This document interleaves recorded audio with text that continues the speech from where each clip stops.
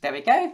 Okay. Eugene, I'm going to make it very short because of the problems, but Eugene is a climate scientist. He is involved in a current project which is introducing Green Ninja, and educational to talk to us not only about that, but a bit about his journey with his concern about climate and his action. And I have to say that Eugene and Claire live a really fantastic, very sensitive ecological life, and they have a very nice existence. And I think that's one of the things I've often noticed with people. They're quite worried that if they become very environmental, it will somehow detract from their life.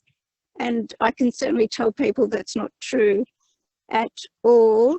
And Eugene is also famous for his burritos, and you might find out more about that as we go along. Thanks.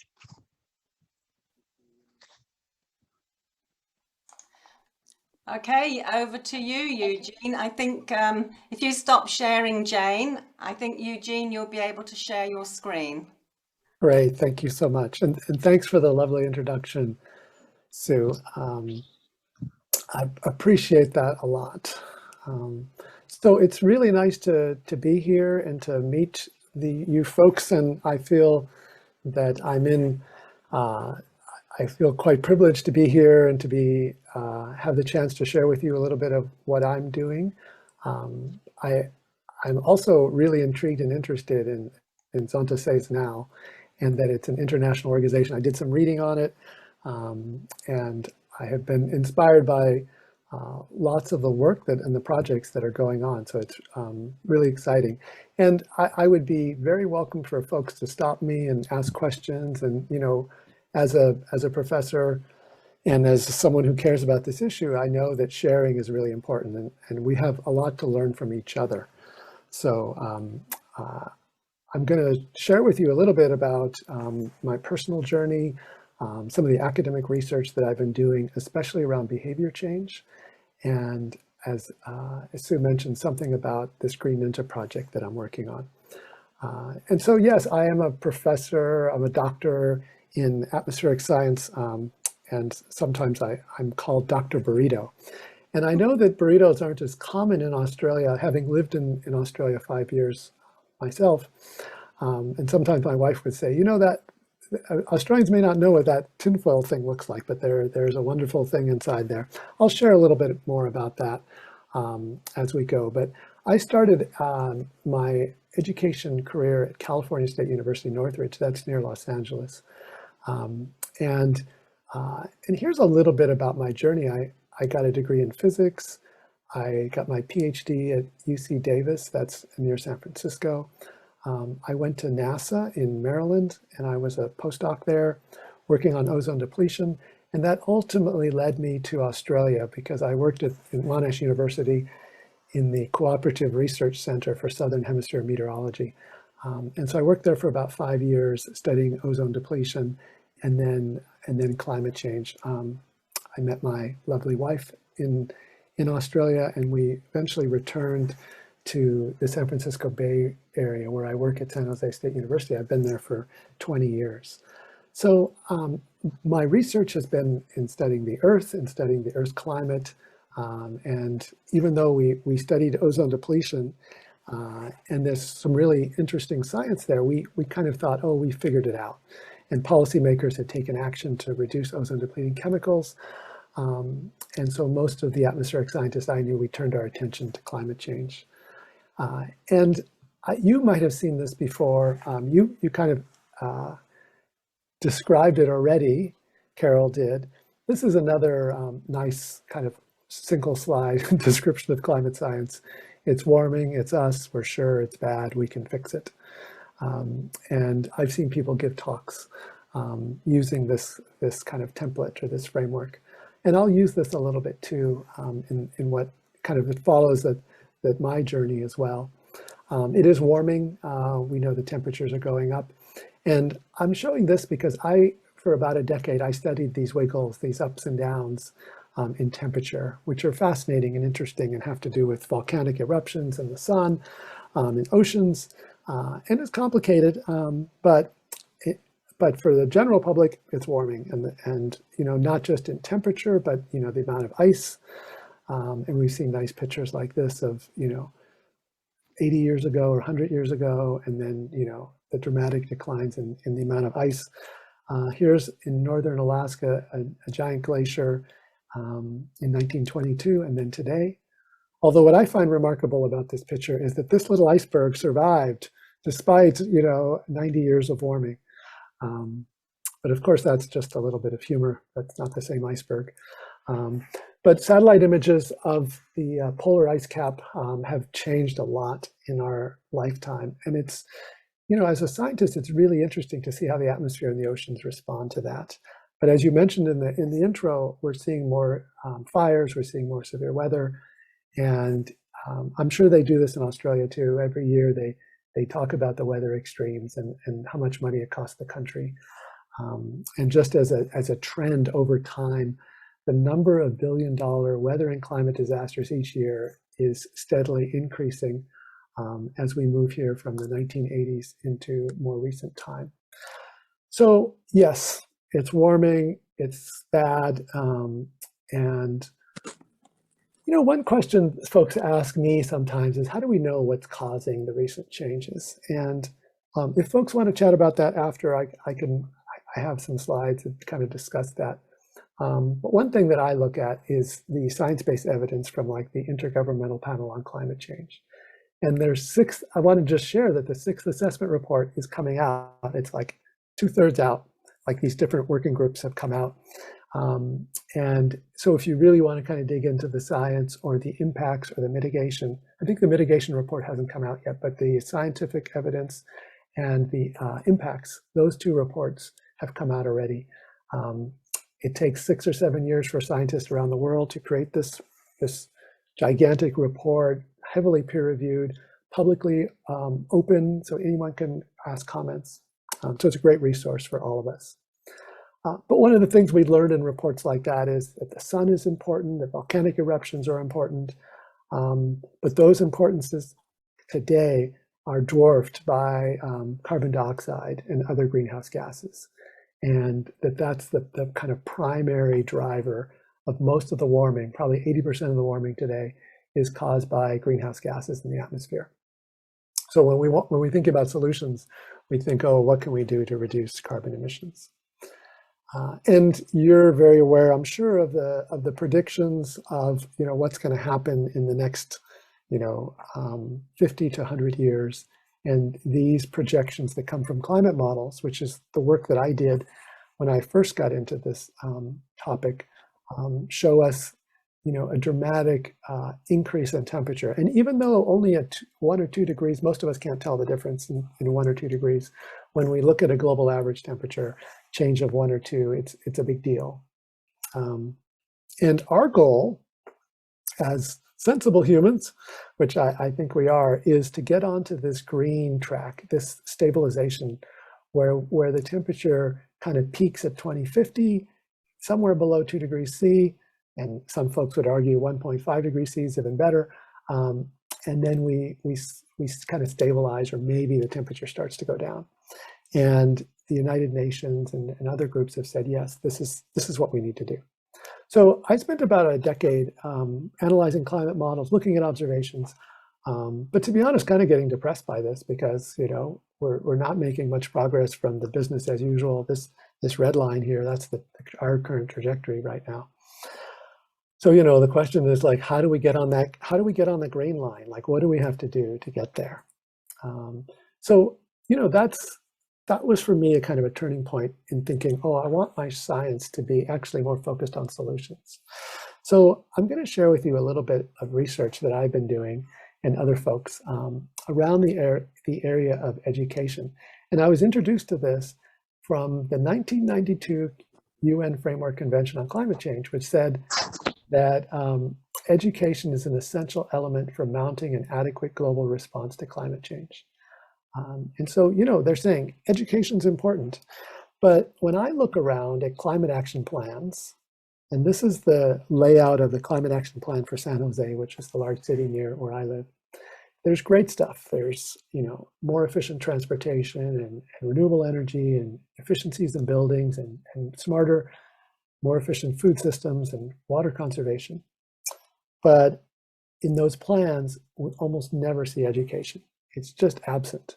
So even though the UN says education is important, when you look at money invested, when you look at local plans, state plans, national plans, only until very recently have you seen any mention of education.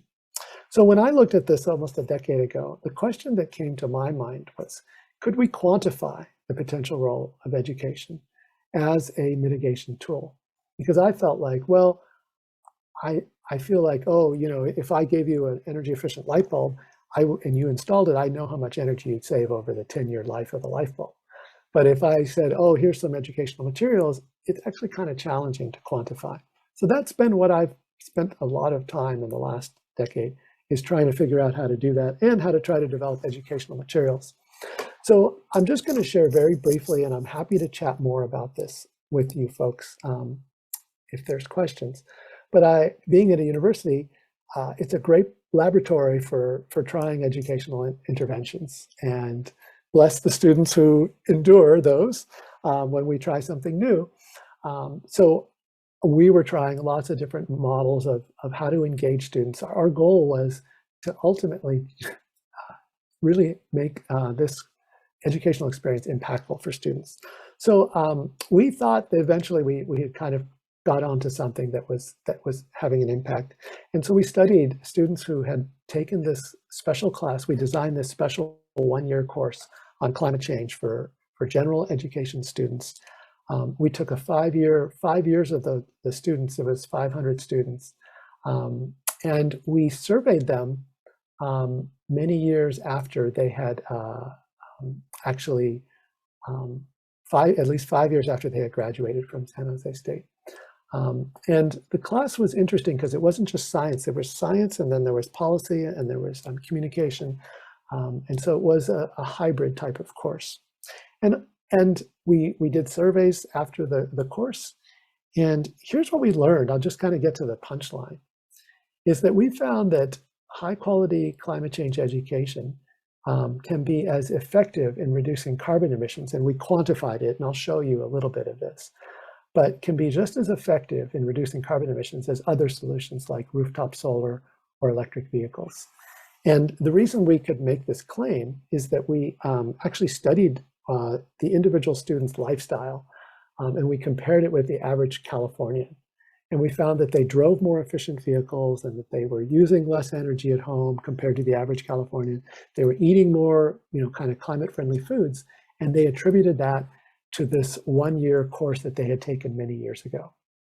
And like some of the things that determined whether people really made a big difference is that students found that climate change was personal, that they had really experienced it.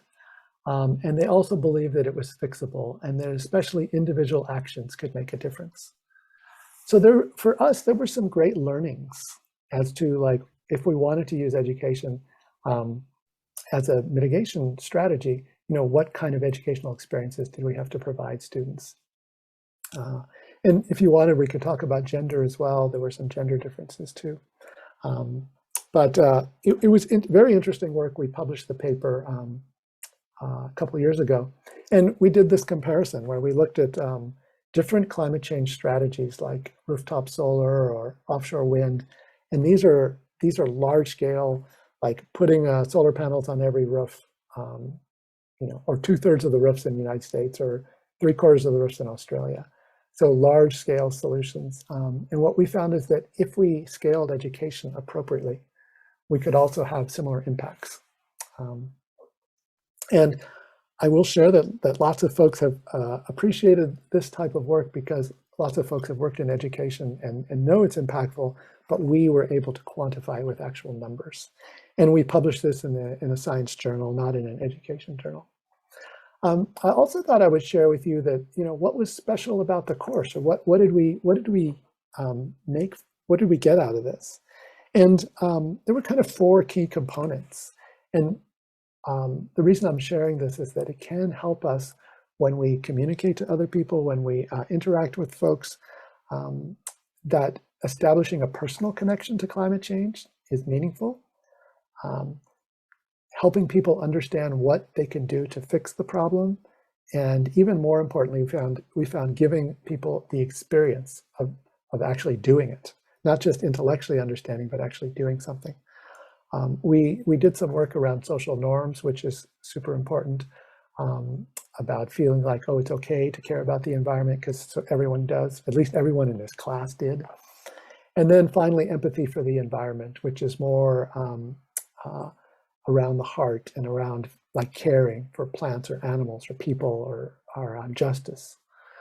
So it's really interesting. It's been really interesting work for me to think about and reflect how I used to teach climate change as a scientist and how it was not very impactful, I'll be honest with you.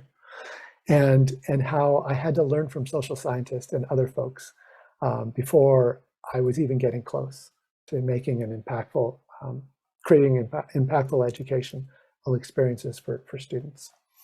So we published this work in this journal PLOS One out of the UK. And I will share this slide deck with your folks here. And there's a link to the paper there if people are interested in reading it. But for folks who weren't interested in reading it, we actually made a documentary about it. And like your ABC, we have a network called PBS. And actually it's still screening right now. It's been screening for the last couple of years. Not always at the best time. Sometimes it's 2 a.m. I look at the screening times, you know, like, so you really have to be like desperate for something.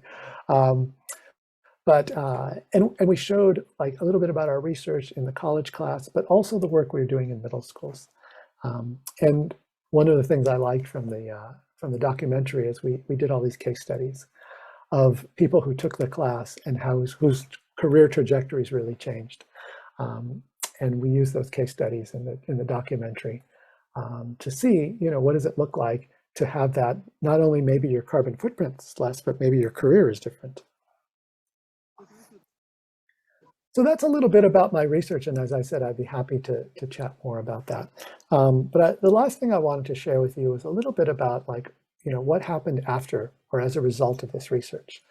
And I got I had the privilege of co-authoring a book about food and climate change with Laura Steck, who is an environmental food activist and chef in California.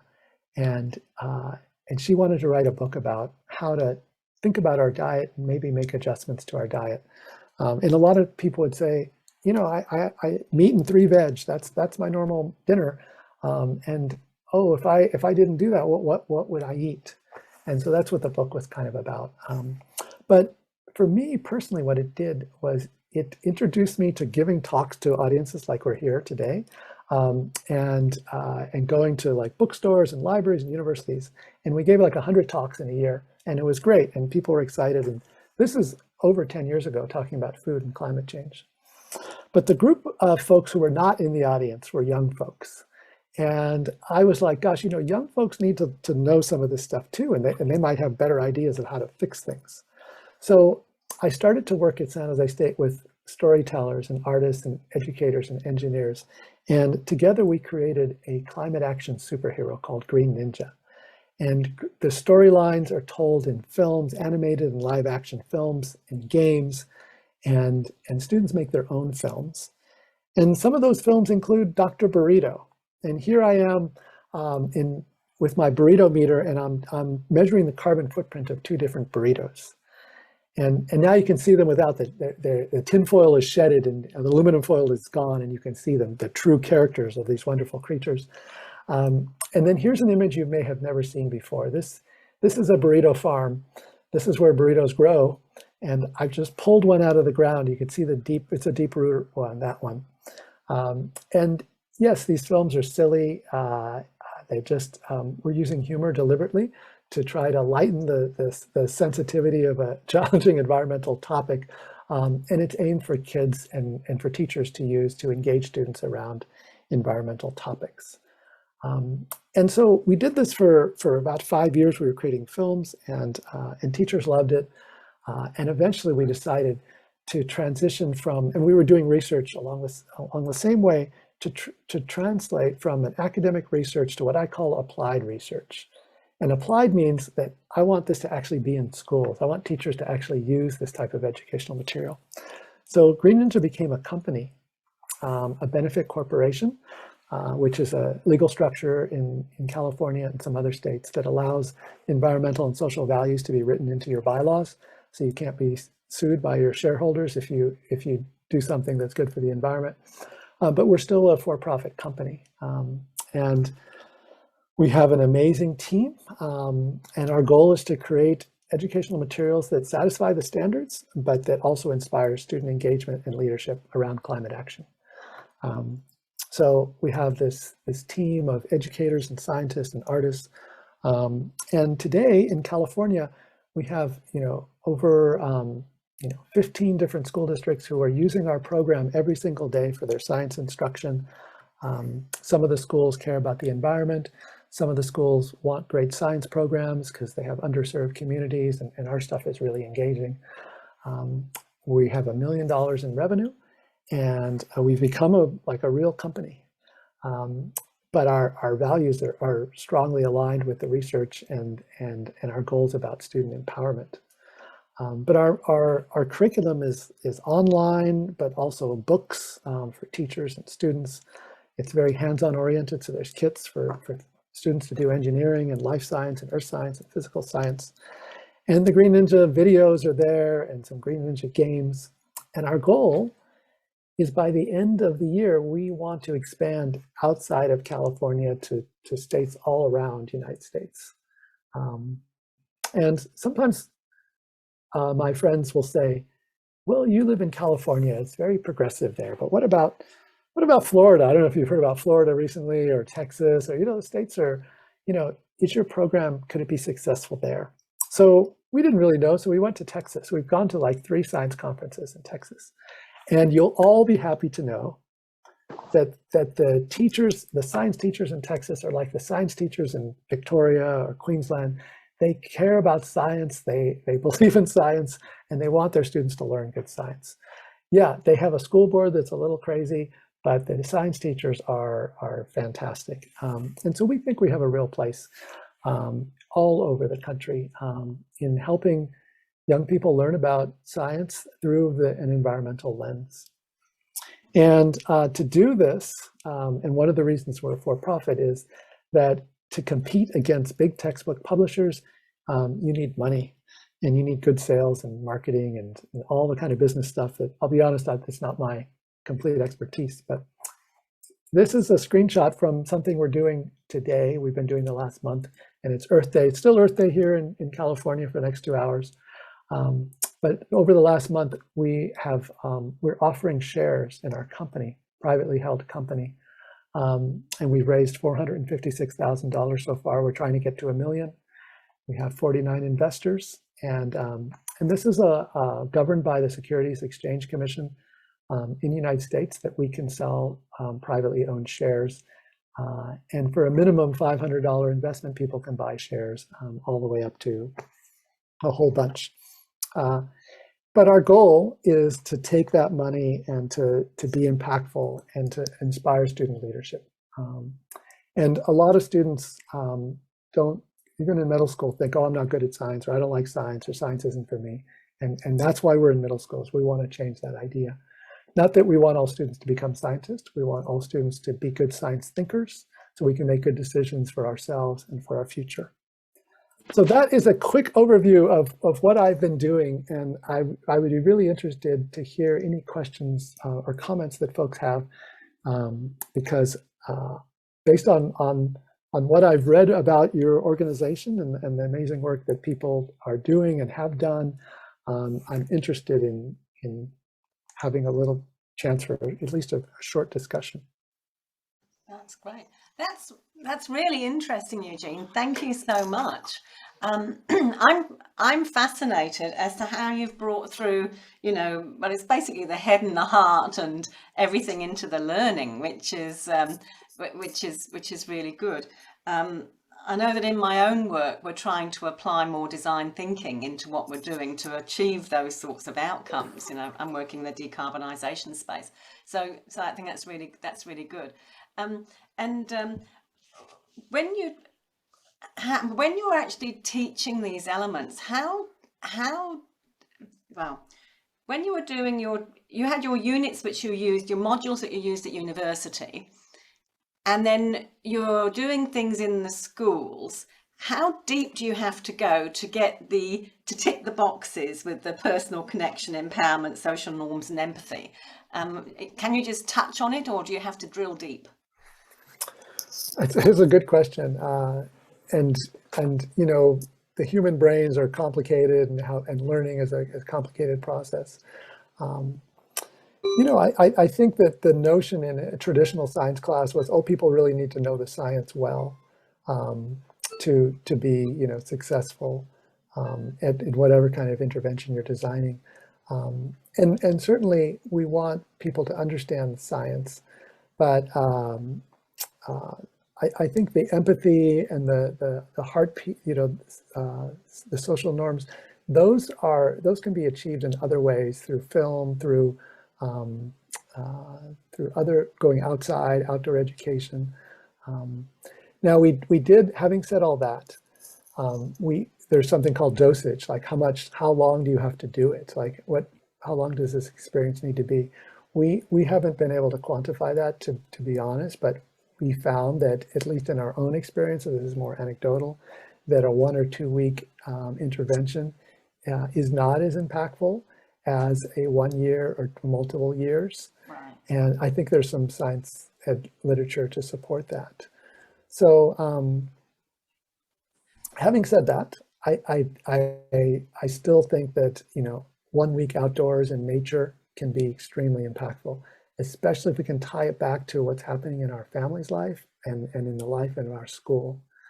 So it's you know, I can't say anything with any authority there about like how deep do you have to go, other than what I've learned is try and then measure as you go. Yeah. And so that was my big awakening, is when I surveyed my students at the end of my semester and asked them what did they get from the class.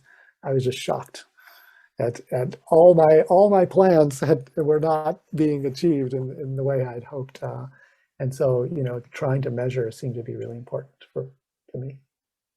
I think Eugene, Tyrrell, yes. as a retired head of mathematics, I was thrilled with your quantification of your results. Absolutely wonderful.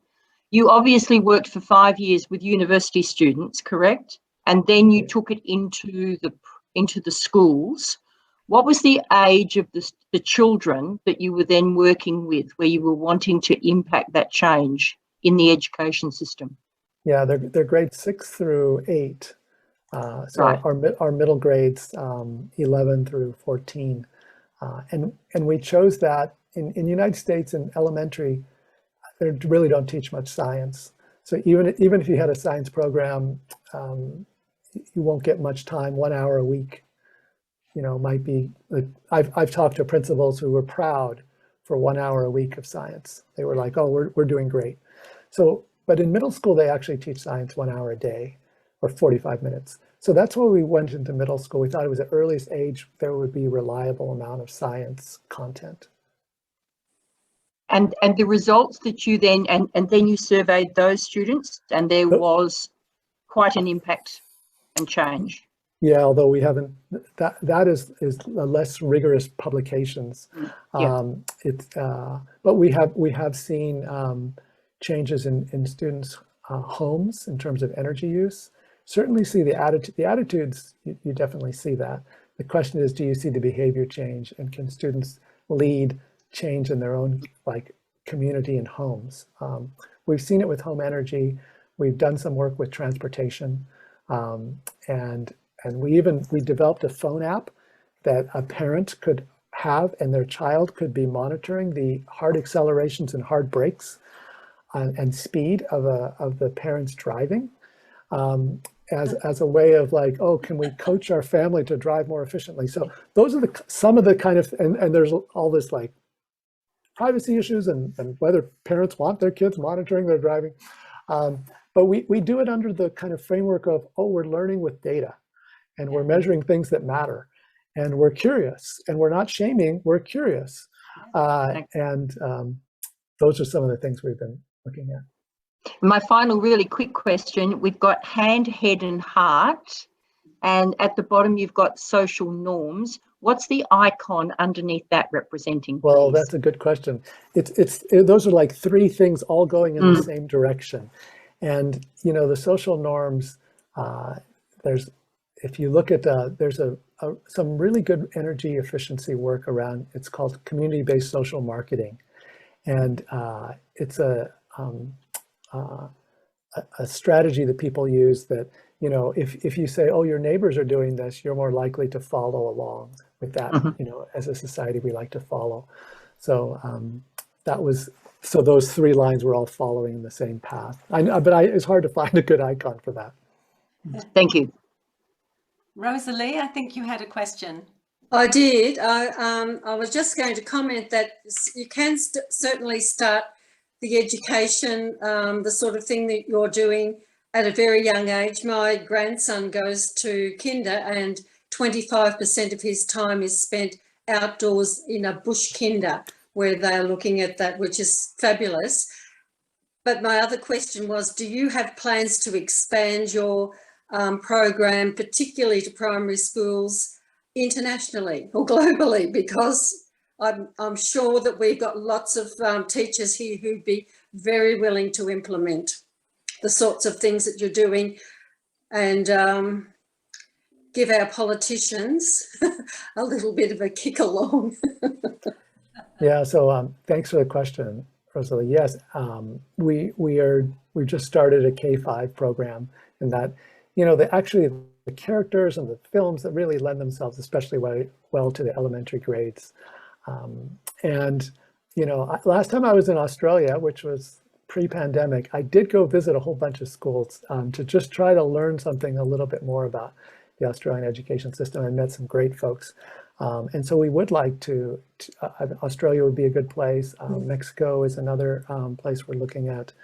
You know, it takes some learning, takes some time and some effort. We want to make sure that we understand how the system works. But it is on that's part of our plan, is to work or partner with some other educators here, and together, you know, create some types of learning experiences that could be impactful. Thank you.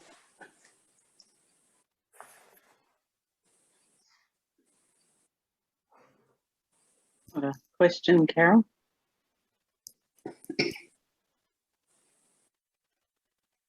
All yours, Jenny. Oh, thanks. I'd just like to say I was late joining the meeting because my electric bike ran out of power. Oh. Coming home from the city, so I'm hot and fit. However, I loved your presentation, Eugene. Thanks for that. I think we do need to be the change that we want to see. But my question is, you know, we hear in Australia about a lot of myths and lies and, you know, all the anti-climate change, all the skeptics out there. How do you deal with that? Yeah, good question.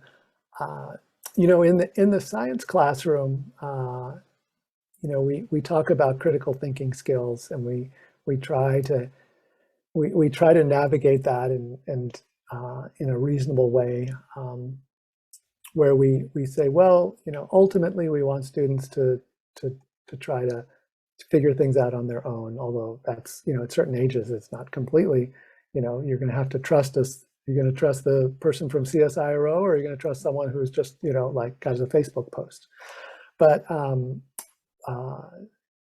know, the way that it hasn't impacted us too dramatically in the school environment, in science classrooms, thankfully.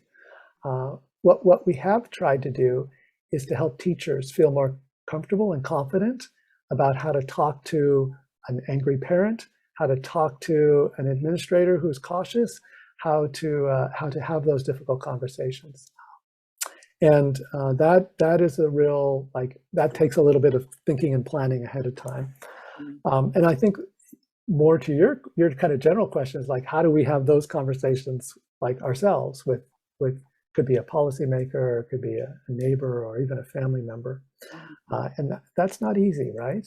To confront those things. And in the United States too, we have those challenges. So do I have any great advice on how to have those, on how to deal with that? Some of the social scientists say that the folks who are really like dismissive and like knows, you know, that maybe you're never going to change their mind, and not invest too much energy in them. But they could be your MP or something, you know. I mean, then you know, the one thing that I try to do, and I hear myself saying it a lot, is trying to frame it around clean and healthy water and air. So everyone wants clean and healthy water and air. Even the word pristine, those at least in the United States, poll really well with Republicans, with more conservative folks. Even Donald Trump said clean and pristine water and air, you know. So and try to find some common ground around air pollution, you know, I think is an option. Thank you.